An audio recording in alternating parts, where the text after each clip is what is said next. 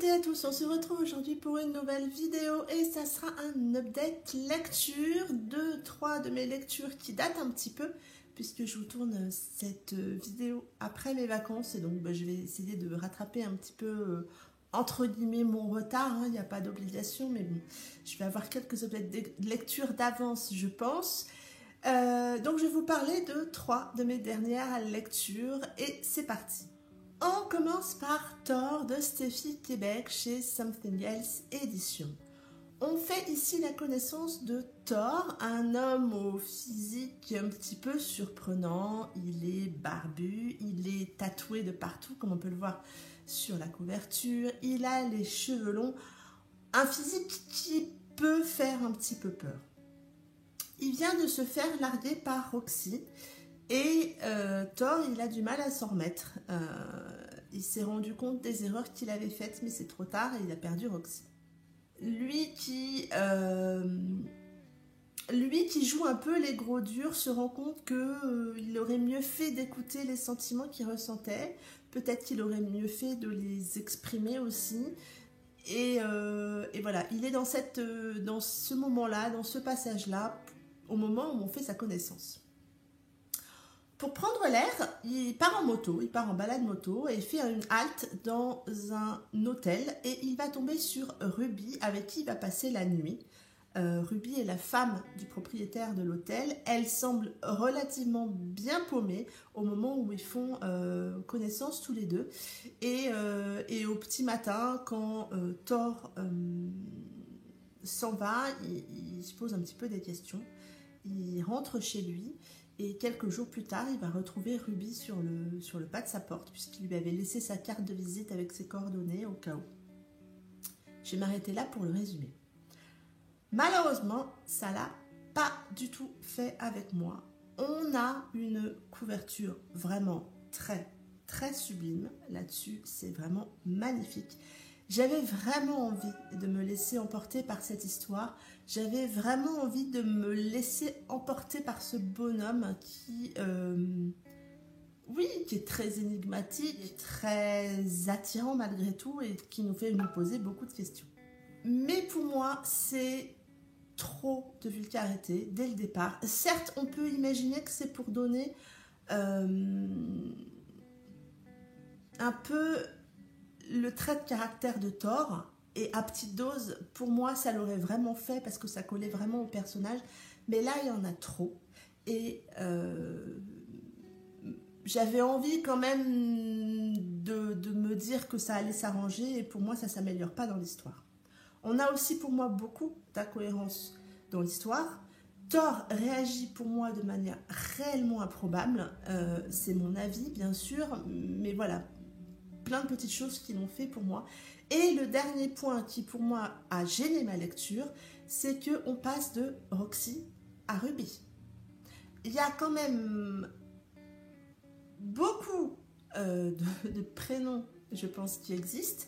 Et à chaque fois que je lisais l'un des deux prénoms, j'avais besoin d'un tout petit peu de temps de réflexion pour savoir à laquelle des deux il faisait référence. C'est trop proche pour moi et du coup ça m'a aussi perturbée dans ma lecture. Voilà, ça l'a pas fait avec moi. C'est vrai que la couverture est magnifique, le synopsis est magnifique, peut-être que j'en attendais trop, en tout cas ça l'a pas fait pour moi. Je vous laisse vous faire votre propre avis et pourquoi pas venir échanger avec moi si vous n'êtes pas d'accord ou si aussi vous êtes d'accord avec moi, puisque c'est là aussi que c'est enrichissant. Et bon, ça arrive parfois qu'une lecture, ça ne le fasse pas, et celle-ci ne l'a pas fait avec moi. On passe ensuite au tome 2 de la saga Fierté, intitulée Coming Out, de Sarina Bowen et Elle Kennedy. On retrouve ici Wes et Jamie, vraiment pile après le tome 1. Je vous mettrai mon update lecture du tome 1 par ici.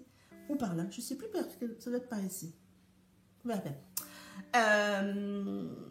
Et on les retrouve dans leur vie de tous les jours. Wes est toujours joueur de hockey, Jamie de son côté est toujours entraîneur. Ils vivent ensemble, mais leur relation est toujours secrète, puisque Wes a peur des conséquences sur sa carrière et a demandé à Jamie d'attendre quelques mois, en tout cas la fin de sa première année dans ce club, pour dévoiler son homosexualité. On va suivre leur quotidien dans ce contexte-là et ils ne vont pas être épargnés, mais vraiment pas. J'étais très très curieuse de voir ce que ça allait donner ce tome 2, puisque le tome 1 se suffisait à lui-même pour moi, la fin était une vraie fin, et du coup je me demandais un petit peu ce que ça allait donner ce tome 2. C'est vraiment un tome bonus et j'ai été très contente de les retrouver. J'ai beaucoup aimé ma lecture. On retrouve deux personnages plus posés, plus matures dans leurs relations, dans leur vie professionnelle aussi, et plus aptes à répondre ou à vivre en tout cas les aléas de la vie.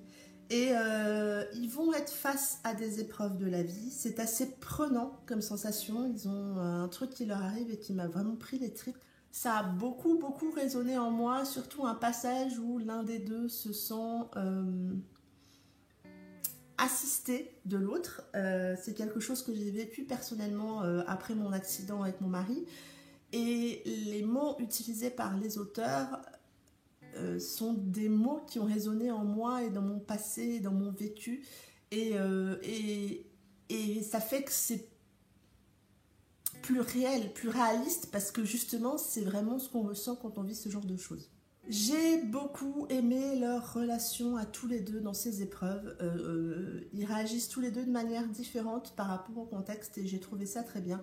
Mon cœur a fondu pour Jamie dans ce tome 2, vraiment. Il lutte dans ce qu'il ressent, dans ce qu'il a envie de vivre et on le sent lutter, on le sent vivre des trucs pas top et c'est compliqué pour lui.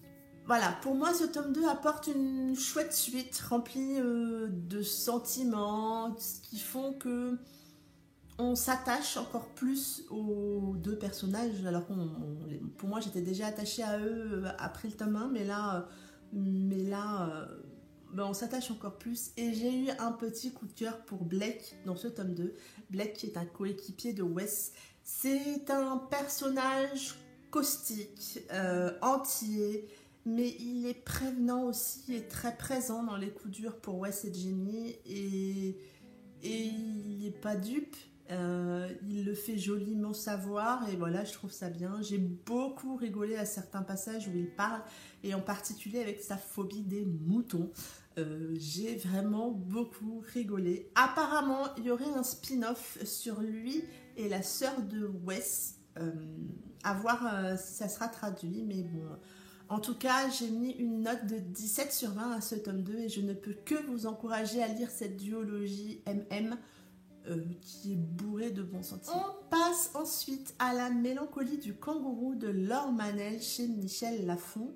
Lecture que j'ai planifiée, commencée, le roman que j'avais acheté à cause de Candy Shy et je ne regrette pas du tout ma lecture, même si à la différence de Candy Shy, ça n'est pas un coup de cœur pour moi, c'est une très très belle lecture.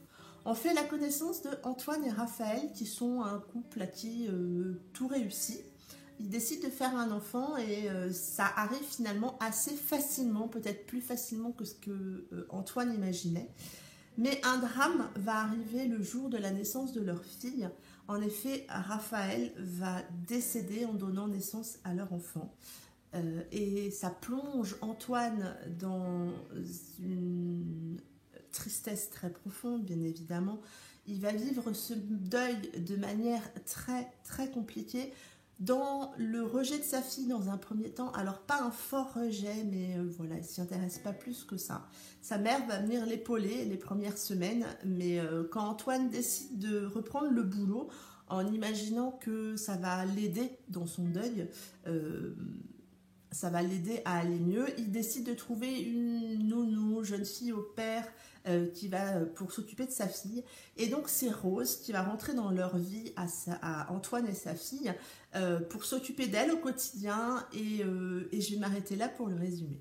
C'est rempli d'émotions. C'est un très fort condensé d'émotions, de sentiments, de témoignages des aléas de la vie auxquels toute personne lambda peut être confrontée. On vit avec Antoine toutes les étapes du deuil. C'est quelque chose de très bien écrit. Les mots employés par l'auteur sont pour moi très justes, bien utilisés, ce qui fait que ça amène une histoire très réaliste, très vraie, et ça l'a fait avec moi. Ça prend tout son temps le long du roman, ce qui donne vraiment, voilà, ce que je vous disais, quelque chose de très réaliste. Personnellement, Antoine m'a un petit peu agacée. On a vraiment envie de le secouer pour qu'il se batte pour sa fille.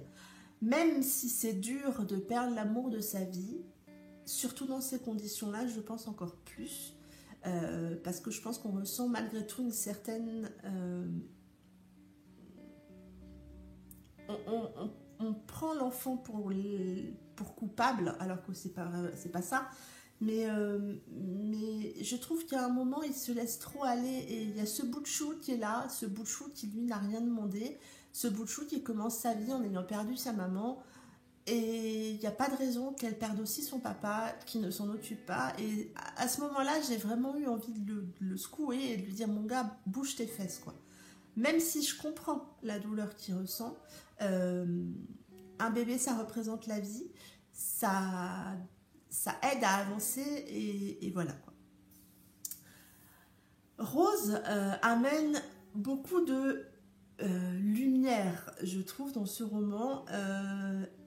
C'est un rayon de soleil, elle est pétillante, elle est très positive dans ce qu'elle fait, elle sait se tenir à sa place. Je trouve que elle aurait pu peut-être être trop arrogante par moment si elle n'avait pas tenu cette place-là, et elle la tient très très bien.